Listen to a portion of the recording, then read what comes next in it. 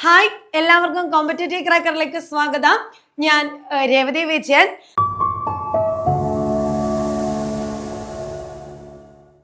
നമ്മളെല്ലാവരും ഇനി വരാൻ പോകുന്ന 2026 സെറ്റ് പരീക്ഷയ്ക്ക് വേണ്ടിയുള്ള തയ്യാറെടുപ്പിലാണ് അല്ലെ. അപ്പൊ ഈ സെറ്റ് പരീക്ഷയ്ക്ക് തയ്യാറെടുക്കുന്നതിന് മുമ്പ് പലരും ഒരുപാട് ആശങ്കകൾ ഞങ്ങളോട് പങ്കുവെച്ചിട്ടുണ്ട്. അതിൽ ഏറ്റവും പ്രധാനപ്പെട്ട ഒരു കാര്യം എന്ന് പറഞ്ഞാല് 2026 ജനുവരിയിൽ നടന്ന സെറ്റ് പരീക്ഷയുടെ ചോദ്യപേപ്പർ തന്നെയായിരുന്നു.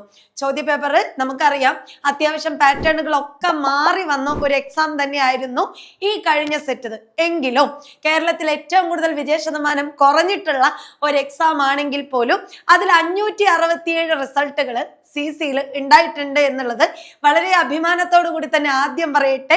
അതോടൊപ്പം തന്നെ ഇനി പറയാനുള്ളത്, ഞാൻ നേരത്തെ പറഞ്ഞതുപോലെ ഒരുപാട് പേര് ഒരുപാട് തവണ സെറ്റ് പരീക്ഷ എഴുതിയിട്ടുണ്ട്, എന്നിട്ടും സെറ്റ് ക്രാക്ക് ചെയ്യാൻ പറ്റുന്നില്ല. പ്രത്യേകിച്ച് മലയാളം അല്ലെ, നമ്മുടെ സബ്ജക്റ്റിലേക്ക് വരുന്ന സമയത്ത് അതിനകത്ത് ഒരുപാട് ബുദ്ധിമുട്ടുകളുണ്ട്. ചോദ്യം വായിച്ച് മനസ്സിലാവുന്നില്ല, ചോദ്യങ്ങൾ ഏത് ഭാഗത്ത് നിന്നാന്ന് മനസ്സിലാവുന്നില്ല. ഇനി എങ്ങനെയാണ് ഇനി വരാൻ പോകുന്ന സെറ്റ് പരീക്ഷയ്ക്ക് വേണ്ടി തയ്യാറെടുക്കേണ്ടത്? ഇങ്ങനെ പല തരത്തിലുള്ള സംശയങ്ങൾ ചോദിച്ചിട്ടുണ്ട്. അതിനുള്ള ഉത്തരവുമായിട്ടാണ് ഇന്ന് ഞാൻ നിങ്ങളുടെ മുമ്പിലേക്ക് വന്നിരിക്കുന്നത്. അപ്പൊ ഞാൻ നേരത്തെ പറഞ്ഞതുപോലെ 2026 ഞങ്ങളുടെ റിസൾട്ട് ആണ് നിങ്ങളിപ്പോ കണ്ടുകൊണ്ടിരിക്കുന്നത്. അതുകൊണ്ട് തന്നെ ഇനിയും സെറ്റ് പഠിച്ചിട്ടില്ല എന്ന് തോന്നുവാണെങ്കിൽ നിങ്ങൾ ഈ ക്ലാസ് മുഴുവനായിട്ടൊന്ന് കാണാം. അതിനുശേഷം എന്ത് ചെയ്യാം, നിങ്ങൾ തീരുമാനം എടുക്കാം. ഇനി വരാൻ പോകുന്ന സെറ്റ് നമുക്ക് ക്രാക്ക് ചെയ്യണം എന്ന് നിങ്ങൾക്ക് തോന്നുവാണെങ്കിൽ ഉറപ്പായിട്ട് നിങ്ങൾ എന്ത് ചെയ്യുക, ഈ നമ്പറുമായിട്ട് കോണ്ടാക്ട് ചെയ്യാം. ആ സമയത്ത് നിങ്ങൾക്ക് കൂടുതൽ കാര്യങ്ങൾ ഒക്കെ മനസ്സിലാക്കാൻ പറ്റും. എന്നിട്ട് നമുക്ക് ഇനി വരാൻ പോകുന്ന 2026 ജൂണിലെ സെറ്റ് നമുക്ക് എന്ത് ചെയ്യാം, ഉറപ്പായിട്ട് സെറ്റ് ആക്കാം. ഇപ്പൊ കൂടുതലൊന്നും പറയുന്നില്ല. അതിനു മുമ്പ് ഞാൻ എന്ത് പഠിക്കണം, ഏത് പുസ്തകം വായിക്കണം എന്ന് പറയുന്നതിന് മുമ്പ് ഒരു ചെറിയ കാര്യം നിങ്ങളിലേക്ക് എത്തിച്ചേരാം. നമുക്കറിയാം 2024 മുതൽ സെറ്റ് പരീക്ഷയുടെ പാറ്റേണുകളിൽ ചെറിയ ചെറിയ രീതിയിൽ മാറ്റങ്ങൾ വന്നു തുടങ്ങിയിട്ടുണ്ട്. 2024 1452 പേര് എക്സാം എഴുതിയിട്ടുണ്ട്. അതിനകത്ത് 202 പേരാണ് കേരളത്തിൽ പാസ്സായേക്കുന്നത്. അതായത് 13.91% മാത്രമാണ് വിജയ ശതമാനം ഉണ്ടായിരിക്കുന്നത്. ഇനി ജൂലൈയിൽ 2024 ജൂലൈയിൽ നടന്ന എക്സാം ആണെങ്കിലോ 1249 പേര് എക്സാം എഴുതിയിട്ടുണ്ട്.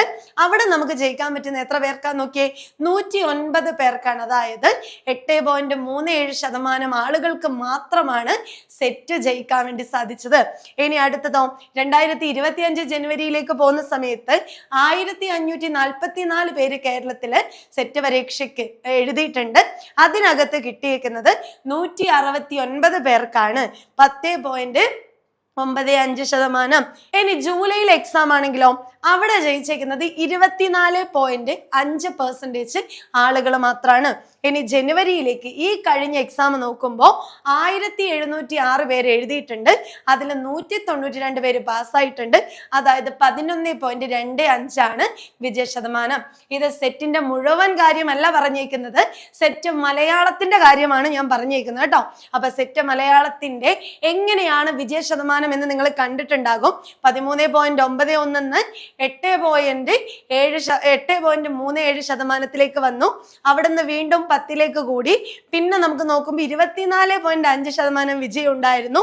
എന്നാൽ വീണ്ടും എന്ത് ചെയ്തിട്ടുണ്ട്, വിജയ ശതമാനത്തിന്റെ നിരക്ക് കുറഞ്ഞു വന്നു, 11.25%. അപ്പൊ നമ്മൾ ചിന്തിക്കേണ്ട ഒരു കാര്യം, എന്തുകൊണ്ടാണ് നമുക്ക് സെറ്റ് കിട്ടാത്തത്? സെറ്റ് ക്വാളിഫൈ ചെയ്യാൻ അത്രയധികം ബുദ്ധിമുട്ടുണ്ടോ എന്നുള്ളതാണ് ഇനി അടുത്ത ചോദ്യം. അപ്പൊ നമുക്ക് ആദ്യം തന്നെ അറിയേണ്ടത്, സെറ്റ് ക്രാക്ക് ചെയ്യണമെങ്കിൽ എത്ര മാർക്ക് നമുക്ക് കിട്ടണം എന്നല്ലേ.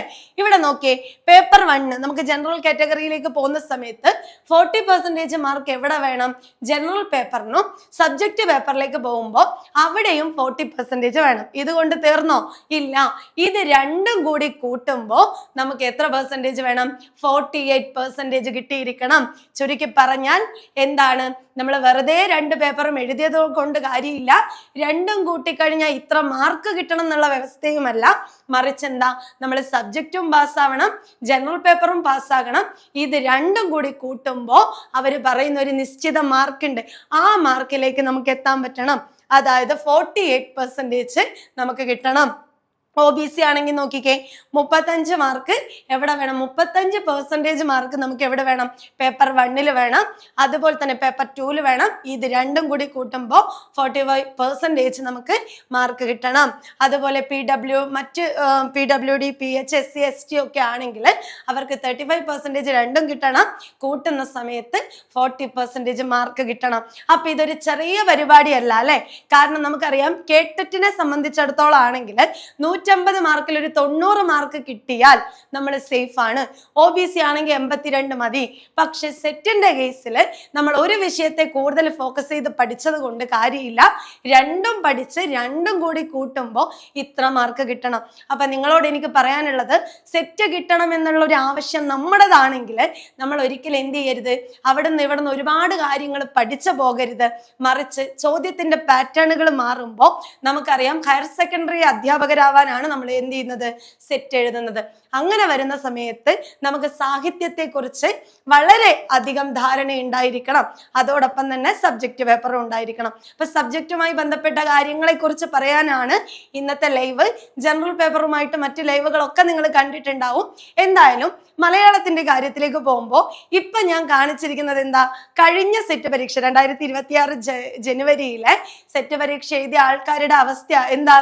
സെറ്റ് പരീക്ഷ ഇതും കയ്യിൽ നിന്ന് പോയി എന്ന് പറയുന്ന ഒരു വിഭാഗം ആൾക്കാരുണ്ട്. ഇനി എന്താ പഠിക്കേണ്ടത് അല്ലെ? എന്ത് ചോദ്യാ വന്നേക്കുന്നത്, ഇനി ഏത് പുസ്തകമാണ് വായിക്കേണ്ടത്, ഇതെങ്ങനെയാ നമ്മളൊന്ന് ക്രാക്ക് ചെയ്യുന്നതെന്നൊക്കെ ബുദ്ധിമുട്ടുന്ന കുറെ പേരുണ്ട്. അതുപോലെ തന്നെ ഒരുപാട് ഉറക്കളിച്ച് പഠിച്ചിട്ടും ഇത്തവണത്തെ സെറ്റ് കിട്ടിയില്ലല്ലോ, 1 മാർക്കിന് സെറ്റ് പോയല്ലോ എന്ന് പറഞ്ഞ് വിഷമിക്കുന്ന ആളുകളുണ്ട്. അതുപോലെ നമ്മുടെ തുടക്കക്കാര്, അതായത് എന്താണ് സെറ്റ് പരീക്ഷ, ഇനി എങ്ങനെയാ പഠിക്കേണ്ടത്, എന്താ ചെയ്യേണ്ടതെന്ന് ഒന്നും അറിയാത്ത പുതിയ കുട്ടികൾ. അപ്പൊ ഇവരൊക്കെ ഉൾപ്പെടുന്ന എല്ലാവരുടെയും പ്രശ്നത്തെ പരിഹരിക്കാൻ ഞാൻ ആദ്യം തന്നെ ഒരു കാര്യം പറഞ്ഞുതരാം. നമ്മുടെ സിലബസ് ഒരുപാട് പേജുകളുണ്ട് അല്ലെ? ആ സിലബസിനെ നിങ്ങൾ ആദ്യം എന്ത് ചെയ്യുക, ചുരുക്കി പഠിക്കാൻ ശ്രമിക്കുക. നമുക്ക് പഠിക്കാനുള്ളത് എന്താ? കവിതാ സാഹിത്യം പഠിക്കാനുണ്ട്, ചെറുകഥാ സാഹിത്യം പഠിക്കാനുണ്ട്, നോവൽ സാഹിത്യം, ആത്മകഥ, ജീവചരിത്രം, സഞ്ചാര സാഹിത്യം, ഭാഷാശാസ്ത്രം, വ്യാകരണം, കേരള സംസ്കാരം. ഇതിനെല്ലാം തന്നെ എന്ത് വന്നിട്ടുണ്ട്? ചോദ്യങ്ങൾ വന്നിട്ടുണ്ട്. അതും 2ഉം 3ഉം ചോദ്യങ്ങൾ ഒരേ ഭാഗത്തു നിന്ന് തന്നെ റിപ്പീറ്റ് ആയിട്ട് വന്നിട്ടുണ്ട്. ചോദ്യം വന്നിരിക്കുന്നത് എങ്ങനെയാ? കൂടുതലും വന്നിരിക്കുന്നത് പ്രസ്താവന ചോദ്യങ്ങളാണ്. അപ്പോ കാരണം 1, കാരണം 2, 1, 2 ശരി, 2, 3 ശരി, ഇങ്ങനെയുള്ള ചോദ്യത്തിന് ഉത്തരം എഴുതണമെങ്കിൽ നമ്മൾ കുറെ ഗൈഡ് വായിച്ചിട്ട് പോയിട്ടോ അല്ലെങ്കിൽ യൂട്യൂബിലെ കുറെ ക്ലാസ് കണ്ടത് കൊണ്ടോ നമുക്ക് ആ ചോദ്യത്തിന് എന്ത് ചെയ്യാൻ പറ്റില്ല, ഉത്തരം എഴുതാൻ പറ്റില്ല. അതിന് പകരമായിട്ട് നമ്മൾ എന്ത് വേണം? പുസ്തകങ്ങളെ തന്നെ പരിചയപ്പെടണം. പുസ്തകങ്ങളെ പരിചയപ്പെടുക എന്ന് പറഞ്ഞ് എങ്ങനെയാന്ന് നോക്കിക്കേ. നമ്മുടെ ആദ്യത്തെ മൊഡ്യൂളിൽ ആദ്യം നോക്കുവാണെങ്കിൽ നിങ്ങൾക്ക് കാണാൻ പറ്റുന്നത് കവിത എന്ന് പറയുന്ന ടോപ്പിക്കാണ്. അപ്പൊ കവിത, ചെറുകഥ, നോവല്, ഗദ്യസാഹിത്യം, ഗദ്യസാഹിത്യത്തില് ഈ പറയുന്ന സഞ്ചാര സാഹിത്യം, ബാലസാഹിത്യം, വൈജ്ഞാനിക സാഹിത്യം ഒക്കെ ഉൾപ്പെടും. പിന്നെ നിരൂപണ സാഹിത്യം. ഇതൊക്കെ പഠിക്കാൻ വേണ്ടി നമുക്ക് ആശ്രയിക്കാൻ പറ്റുന്ന 2 പുസ്തകമാണ്. ഒന്ന് സാഹിത്യ പ്രസ്ഥാനങ്ങളിലൂടെയും മറ്റൊന്ന് ആധുനിക മലയാള സാഹിത്യ ചരിത്രം പ്രസ്ഥാനങ്ങളിലൂടെ. PG കഴിഞ്ഞ എല്ലാ വിദ്യാർത്ഥികളെയും സംബന്ധിച്ചിടത്തോളം അവർ എന്തായാലും അവരുടെ കയ്യിലൂടെ കടന്നുപോയ 2 പുസ്തകങ്ങളാണ് KM ജോർജിൻ്റെത് അല്ലെ? അപ്പൊ ഈ പുസ്തകത്തെ നമ്മൾ എന്ത് ചെയ്യണം? അറിഞ്ഞിരിക്കണം. സ്റ്റേറ്റ്മെന്റ് ചോദ്യങ്ങൾ കൂടുതലും വരുന്നത് ഈ പുസ്തകത്തെ ഡിപ്പെൻഡ് ചെയ്തുകൊണ്ടാണ് എന്ന് നിങ്ങൾ മറക്കാതിരിക്കാം. അപ്പൊ ഇത്രയും ടോപ്പിക്കുകൾ നമുക്ക് പഠിക്കാൻ വേണ്ടിയിട്ട് ഏറ്റവും ഉപകാരപ്പെടുന്ന കൃതികളാണ് ഇത്. സാഹിത്യ ചരിത്രം പ്രസ്ഥാനങ്ങളിലൂടെ ആധുനിക മലയാള സാഹിത്യ ചരിത്രം KM ജോർജിന്റെ അല്ലെ? PG കഴിഞ്ഞ ഏതൊരു വിദ്യാർത്ഥിയെ സംബന്ധിച്ചിടത്തോളം അവരുടെ കയ്യിൽ ഉറപ്പായിട്ടും ഉണ്ടാകേണ്ട 2 പുസ്തകങ്ങളാണ് ഇത്. കൂടുതലും പ്രസ്താവന ചോദ്യങ്ങൾ നമുക്ക് വരുന്നത് ഈ 2 കൃതികളിൽ നിന്നാണ്. അതേപോലെ തന്നെ നമ്മൾ നേരത്തെ പറഞ്ഞു നിരൂപണം അല്ലെ? നിരൂപണത്തിൽ നിന്ന് ഒരുപാട് ചോദ്യങ്ങൾ വരുന്നുണ്ട്. ഇവിടെ നമ്മൾ 3 തട്ടുകളായിട്ട് തിരിച്ചിട്ട് വേണം നിങ്ങൾ പഠിക്കാൻ വേണ്ടി. ഒന്ന്, പാശ്ചാത്യ സാഹിത്യത്തെ കുറിച്ച് നമുക്ക് പഠിക്കാനുണ്ട്. പാശ്ചാത്യ സാഹിത്യത്തിൽ അരിസ്റ്റോട്ടില്, പ്ലേറ്റോ, അതുപോലെ കവികള്, ഇവരൊക്കെ നമുക്ക് നോക്കാനുണ്ട്. അതുപോലെ പൗരസ്ത്യ സാഹിത്യ സിദ്ധാന്തത്തിലേക്ക് പോകുമ്പോൾ ഇവിടുത്തെ ഭരതമുനിയുടെ നാട്യശാസ്ത്രം ഉൾപ്പെടെ ഇങ്ങോട്ടുള്ള ഒരുപാട് വാമനൻ, കുന്തകൻ, ദണ്ഡി, ഇവരുടെ ഒക്കെ കൃതികളും അവരുടെ ഒക്കെ രസം, രീതി, ധ്വനി, ഇതിനെ കുറിച്ചൊക്കെ പരീക്ഷയ്ക്ക് ചോദ്യം വന്നിട്ടുണ്ട്. അതുപോലെ തന്നെ മലയാള നിരൂപണം CP അച്യുതമേനോനെ പോലുള്ളവരെ കുറിച്ചൊക്കെ നമുക്ക് പഠിക്കണം. ജോസഫ് മുണ്ടശ്ശേരി, കുട്ടിക്കൃഷ്ണൻ മാരാര്, കേസരി ബാലകൃഷ്ണൻ ഇവരൊന്നും ഇല്ലാത്ത ഒരു ചോദ്യപേപ്പറവും സെറ്റിൽ വന്നിട്ടില്ല. അത് നമുക്ക് കിട്ടണമെങ്കിൽ എവിടെന്നാ കിട്ടുന്നേ? വിശ്വസാഹിത്യ ദർശനങ്ങൾ നെല്ലിക്കൽ മുരളീധരന്റെ പുസ്തകത്തിൽ നിന്നും നമുക്ക് ഇത്രയും കാര്യങ്ങൾ കിട്ടും. ഇതുകൂടി നിങ്ങൾ എന്ത് ചെയ്യാം? ഓർത്ത് വെക്കാം. ഇനി ഏറ്റവും ഇമ്പോർട്ടന്റ് ആയിട്ടുള്ള ഒരു ഭാഗം അല്ലെ, എല്ലാവരും ഭയങ്കര ബുദ്ധിമുട്ടോട് കൂടി കാണുന്ന ഒരു ഭാഗമാണ് ഭാഷാശാസ്ത്രം, വ്യാകരണം. ഈ ഭാഷാശാസ്ത്രം വ്യാകരണം എങ്ങനെ പഠിക്കും? പണ്ട് മുതൽക്ക് ഡിഗ്രി മുതലേ നമ്മൾ പഠിച്ചു വരുന്നത് കേരള പാണ്ഡ്യമാണ്. AR രാജരാജവർമ്മയുടെ കേരള പാണ്ഡ്യത്തിലാണ് നമ്മൾ എന്ത് ചെയ്യുന്നത്? വ്യാകരണം പഠിക്കുന്നത്. അപ്പൊ ഈ ഒരു പുസ്തകവും ഭാഷാശാസ്ത്രം പഠിക്കാൻ വേണ്ടിയിട്ട് നമുക്ക് ഭാഷാശാസ്ത്രം സിദ്ധാന്തവും പ്രയോഗവും ഈ 2 പുസ്തകങ്ങളാണ് നമുക്ക് ഏറ്റവും ഇമ്പോർട്ടന്റ് ആയിട്ട് വരുന്നത്. ചോദ്യങ്ങൾ കൂടുതൽ വരുന്നതും ഇവരുടെ കൃതികളിൽ നിന്നാണ്. ഇപ്പൊ വ്യാകരണം പഠിക്കുന്ന സമയത്ത് ലീലാതിലകകാരൻ പറഞ്ഞേക്കുന്നതും അതുപോലെ തന്നെ നമ്മുടെ കേരള പാണ്ഡ്യ പറഞ്ഞിരിക്കുന്നതും തമ്മിലുള്ള ഒരു കമ്പൈൻ ചെയ്തിട്ടുള്ള ചോദ്യങ്ങൾ കൂടി പരീക്ഷയ്ക്ക് കാണാറുണ്ട്. അപ്പൊ ഈ പുസ്തകവും നിങ്ങൾ എന്തായാലും നോക്കി പോകേണ്ടതാണ്. അതേപോലെ തന്നെ നമ്മുടെ സംസ്കാര പഠനം, തിണസങ്കല്പത്തെ കുറിച്ച്, ആര്യന്മാരുടെ വരവിനെ കുറിച്ച്, ഡച്ചുകാരും പോർച്ചുഗീസുകാരെ കുറിച്ചൊക്കെ ചോദ്യങ്ങൾ വന്നിട്ടുണ്ട്. ഇത് പഠിക്കാൻ വേണ്ടി ഏറ്റവും നല്ല പുസ്തകം ഏതാ? നമ്മൾ നടന്ന വഴികൾ എന്ന് പറയുന്ന പുസ്തകവും കേരള സംസ്കാരം, ഈ 2 പുസ്തകങ്ങളെയാണ് നിങ്ങൾ എന്ത് ചെയ്യേണ്ടത്? ഉറപ്പായിട്ടും വായിച്ചു പോകേണ്ടത്. നാടൻ പാട്ടുകളെ കുറിച്ചും വടക്കൻ പാട്ടുകളെ കുറിച്ചും കേരള സംസ്കാരത്തെ കുറിച്ചും ഇവിടത്തെ കളി കുറിച്ചും ആഘോഷങ്ങളെ കുറിച്ചും ഒക്കെയുള്ള ചോദ്യങ്ങൾ നമുക്ക് വരുമ്പോൾ അതിനുള്ള ഉത്തരം എഴുതാൻ പറ്റുന്ന 2 കൃതികളാണ് അതിന് ഉത്തരം എഴുതാൻ പറ്റുന്ന 2 പുസ്തകങ്ങളാണ് നിങ്ങൾ ഇപ്പോൾ കാണുന്നത്. ഇനി അതുപോലെ തന്നെ നമുക്ക് സംസ്കാര പഠനം കഴിഞ്ഞാൽ ഫോക്ലോർ എന്ന് പറയുന്ന ഒരു ഭാഗമുണ്ട് അല്ലെ. അപ്പൊ ഫോക്ലോറുമായി ബന്ധപ്പെട്ട് നമുക്ക് പഠിക്കേണ്ട പുസ്തകങ്ങൾ ഏതൊക്കെയാന്ന് നോക്കിയേ. രാഘവൻ പയ്യനാടിന്റെ ഫോക്ലോർ എന്ന് പറയുന്ന കൃതി, അതുപോലെ നാടോടി വിജ്ഞാനീയം, ഈ 2 പുസ്തകങ്ങളെയാണ് നമ്മൾ ഇവിടെ പരിചയപ്പെടേണ്ടത്. തെയ്യമായാലും പടയണിയായാലും മറ്റെല്ലാ കലാരൂപങ്ങളെ കുറിച്ച് നമുക്ക് അറിയണ്ടേ? അതിനൊക്കെ ഏറ്റവും ഇമ്പോർട്ടന്റ് ആയത് ഇവരുടെ കൃതികളാണ്. അപ്പൊ ഇത്രയും പുസ്തകങ്ങളാണ് നമ്മൾ എന്ത് ചെയ്യേണ്ടത്? ഉറപ്പായിട്ടും പരിചയപ്പെടേണ്ടത്. ഇത് കാണുമ്പോൾ നിങ്ങളുടെ മനസ്സിൽ ഒരു ചോദ്യം ഉണ്ടാവും അല്ലെ. ഇനി നമ്മുടെ മുമ്പിൽ ജൂണിലാണ് എക്സാം നടക്കുന്നതെന്നാണെങ്കിൽ ഇതിപ്പോ ഇനി നമ്മുടെ മുമ്പിൽ എത്ര മാസമുണ്ട്, എത്ര ദിവസമുണ്ട്?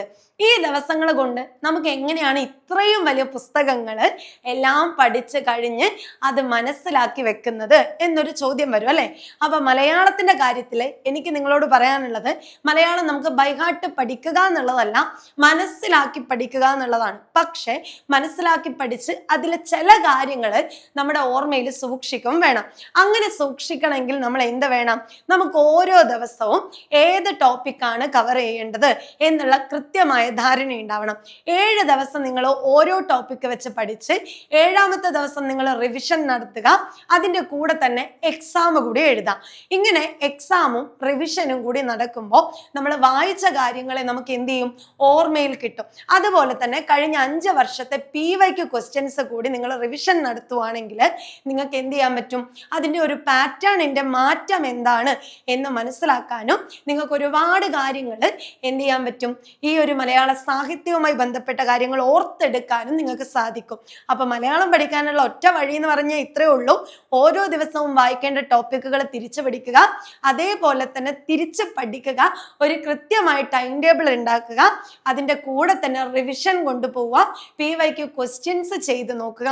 ഇത്രയും നിങ്ങൾ ചെയ്യുവാണെങ്കിൽ നിങ്ങൾക്ക് ഇനി വരാൻ പോകുന്ന സെറ്റ് നിങ്ങൾക്ക് ക്രാക്ക് ചെയ്യാൻ പറ്റും. ഇനി ഒറ്റക്ക് എന്നെ കൊണ്ട് കൂടില്ല എന്ന് തോന്നുന്നവരാണെങ്കിൽ നിങ്ങൾ ഇനി ഒട്ടും പേടിക്കണ്ട. ഞങ്ങൾ ഇവിടെ പുതിയ ബാച്ച് സ്റ്റാർട്ട് ചെയ്തിട്ടുണ്ട്. ഈ പുതിയ ബാച്ചിൽ ജോയിൻ ചെയ്യുമ്പോൾ നിങ്ങൾ പിന്നീട് വീണ്ടും സാഹിത്യ ചരിത്രങ്ങൾ ഒന്നും വായിക്കേണ്ടതില്ല. ഇവിടെ റെക്കോർഡ് ക്ലാസ്സുകൾ ഉണ്ട്. അത് കൂടാതെ നമുക്ക് ലൈവ് ക്ലാസ്സുകൾ വരുന്നുണ്ട്. ആ സമയത്ത് ഇമ്പോർട്ടൻ്റ് ആയിട്ടുള്ള കാര്യങ്ങളൊക്കെ എന്ത് ചെയ്യും? ക്ലാസ് എടുത്ത് തരും. വീക്കിലി എക്സാമുകൾ ഉണ്ടാകും. അതുകൊണ്ട് നിങ്ങൾ അതിൻ്റെ പേരിലൊന്നും ടെൻഷൻ അടിക്കണ്ട. ഒറ്റയ്ക്ക് പഠിക്കാൻ പറ്റുന്നില്ലെങ്കിൽ ഇങ്ങ് പോര്, നമുക്ക് ഒന്നിച്ച് പഠിക്കാം. ഇത്തവണത്തെ സെറ്റാക്കാം. അപ്പൊ കൂടുതൽ വീഡിയോയുമായിട്ട് നമുക്ക് വീണ്ടും കാണാം. Thank you. Download now CC Learning app.